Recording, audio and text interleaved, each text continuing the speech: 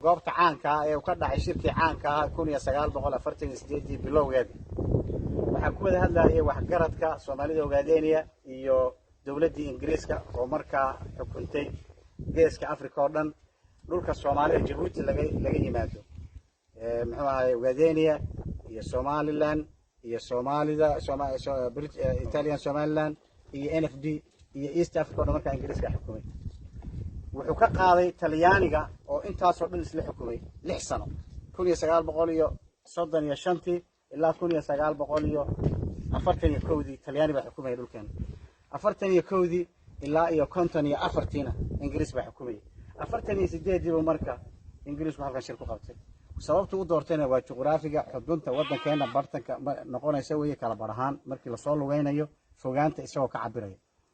maxaa laga wada hadlayay magdhow dad badan baa la iska dilay geel bulaayay xareeyay sagad dhanaan qorraxay sasabane bulaale dhoobaale meelo badan buu ku xareeyay dhulkeena walwaal iyo geel badan ku xareeyay hubku inaga guriyay geelaas diyaarado badan buu ku garaacay dagaalkii dhexdiisa dagaalku muxuu u dhaxeeyay tawradii waxay ahayd uu Sheekh Ibrahim Cabdalla u bixiyay tawradii salaatiinta ee olol diinli iyo Xuseen Xayli iyo Maxamed Rumogi hogaaminayeen oo 6,000 oo Soomaali oo tababaran oo Talyaaniga la dagaalgalaysay oo ilaa Addis Ababa la qabatay Soomaali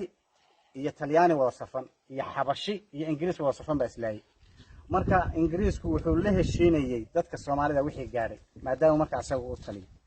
dawladda koobaad islaayay Talyaaniga marka la jabiyay inuu Soomaalida dib u la heshiiyo damacay sababta oo la heshiinay waxa weeye dagaal ka horeeyay baa lagu soo qaaday dalkeena daraawiishta markii la jabiyay dagaalkii lagu soo qaaday rayadka la yiraahdo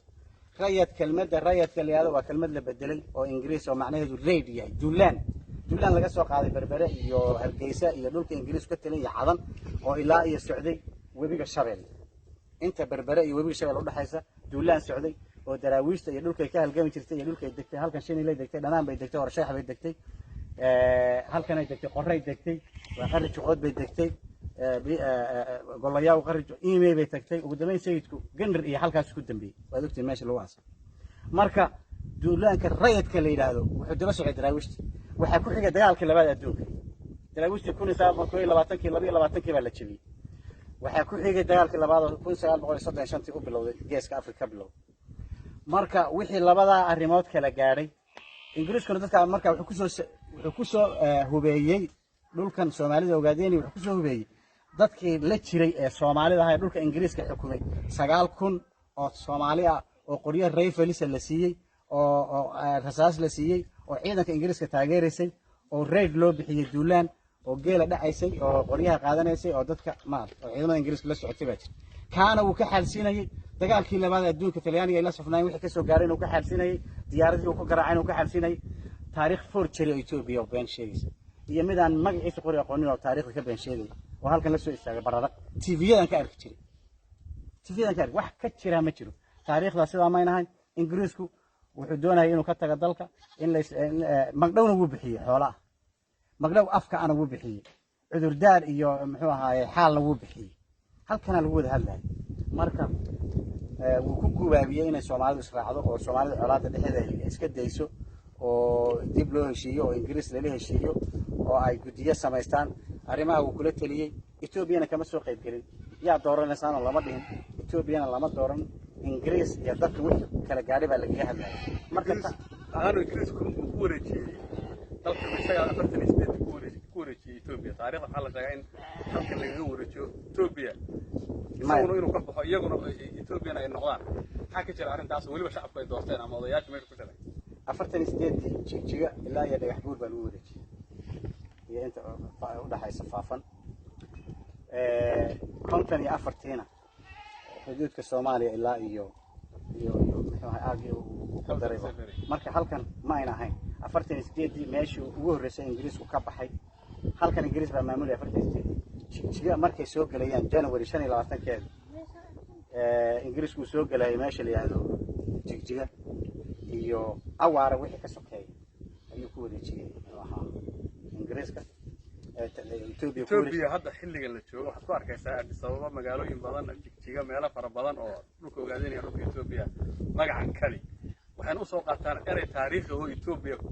taariikh agteeda kale macnuhu uu yahay maalintii dadka Soomaaliyeed ay Ethiopia ku qanceen inay raacaan maxaa ka jirta taariikhda maxaa ka jirta wax ka jira ma jira idaacadaha beenta iyo propagandada kilil amnesty made by TPLF EPRF beenka saxabeynaysa waxaynaysa in baa samaysa taariikh jirta ma kali iyo keli baa la meeshan ingiriiska baa shir ku qabtay keli baa leeyahay ceelka koore u dhowdahay waxay inay dhulkeena kala bar u tahay maana shirka loogu qabtay wax ka jiran ma jiro magdhow halka ku bixiyay madaxdii uu laayay geeli uu laayay aan saafina baa ahay lagama hadla Ethiopian ma jiro hal Ethiopian ma jiro Ethiopia ka sokeysay ma jirin magaalada dhexdeeda marka shirkan la qabanayo wax Ethiopian ka soo qayb galin salaadiintii Soomaalida iyo waaligii ingiriiska ee xukumay muxuu ahaa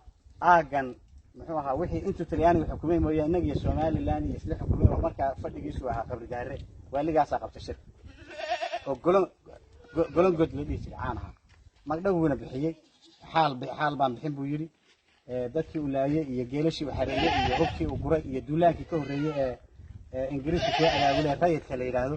intaas ka xarsiinay marka dood adag baa dhex martay colaad cabaada waa kii halka ka gabayay aynu heshiina buu yiri muxuu ahaa hadaan nahay hadad ogaadeentihiin iyo ingiriis aan heshiin marka colaad cabaada wuxuu ku yiri walba ilaahay heel uma baahna ingiriis oo nabadaadana ogaadeen uma baahna ku yiri tusaalaha geedka xananka loo soo qaatay maxaa ka jira in inta maran la saaray uu ku misaaliyo ingiriisku Ethiopia hadda raacdaan waa nooca iyaguna ay ka raaceen waxba kama jiro Ethiopia meesha ma joogin odayaashii dalka iyo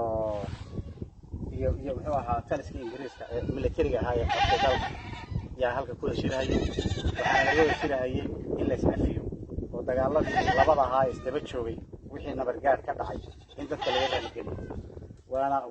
waana laga heshiiyey magdhow badanna wuu bixiyey oo af ah iyo wax dhaqaalaba wuu bixiyey sidaas ay ku saabsanay Ethiopia kama soo qaybin Ethiopia mayna dooraneen waxay doorteen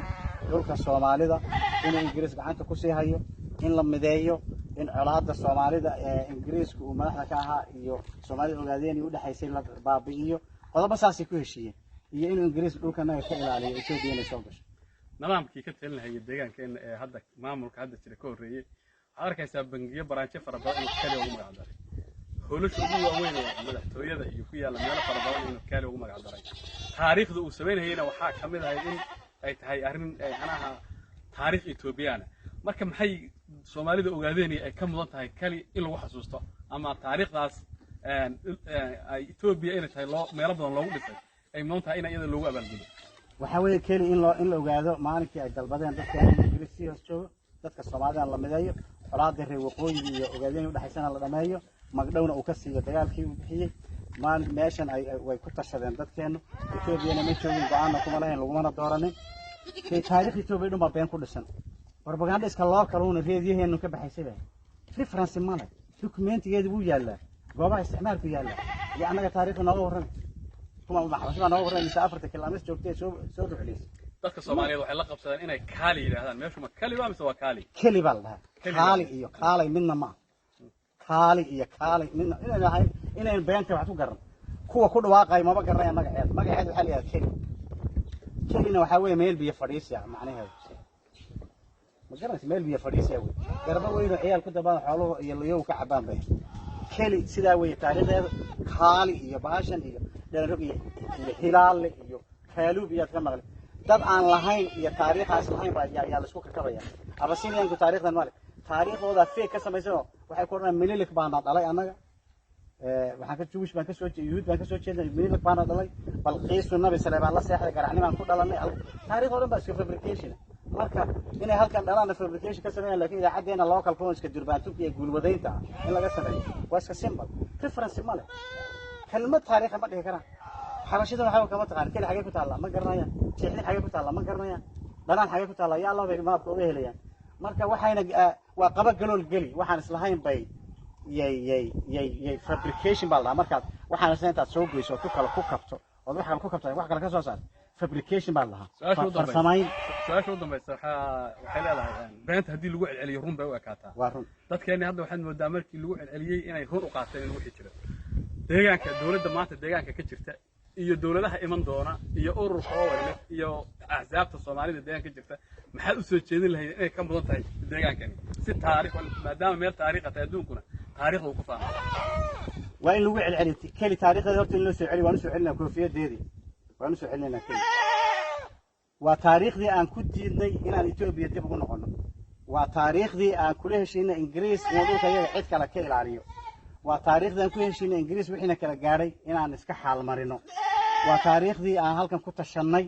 ee dadkeenu ku midoobay ee colaadihii qabiilka iyo kala qaybsanaantii la baabi'iyay marka kali taariikh gobonimo doona oo Ingiriis iyo dhexmaray muxuu ahay dadkeena oo tawradii salaadiinta ay hogaaminayeen ragad garanayso Olol Diinle iyo Xuseen Xayle iyo Maxamed Hirmoogi rag ilaha jabiyay Itoobiya Talyaani la jabiyay iyo argoosigii dambe ee xabashida iyo Ingiriis wada socda ay sameeyeen wixii ka dhashay lagu xaaltamayay afhayeena Ingiriis baa u ahaa muxuu ahay dagaalkaas Itoobiyana saga Talyaani ku xoreeyay Soomaalidana nabar gaarsiiyay dalkeenana duqeeyay xoolaheena xareeyay hawshaas lagu kala hadlayay waxaa kaloo lagu go'aansaday dhulka Soomaalida inuu mideeyo Ingiriisna hoos joogo ninkii golongoda dhigi jiray caanka taariikhu ka tagay madxafka wasaaradda isticmaalka Ingiriiskana wuu yaalaa marka waxba yeena xabashidu leela gin iyo inta idinoo dhanbeen intii la dhawdhaw daasan way marka ma shaqaynayso dad kali baan lahaa meeshan kaali lama dhaho in xabashida lagu diiday laguma dooranin Ingiriis baan ku wada hadlay axmaar ma joogin Soomaali xor aan ahayn go'aan baan qaadanay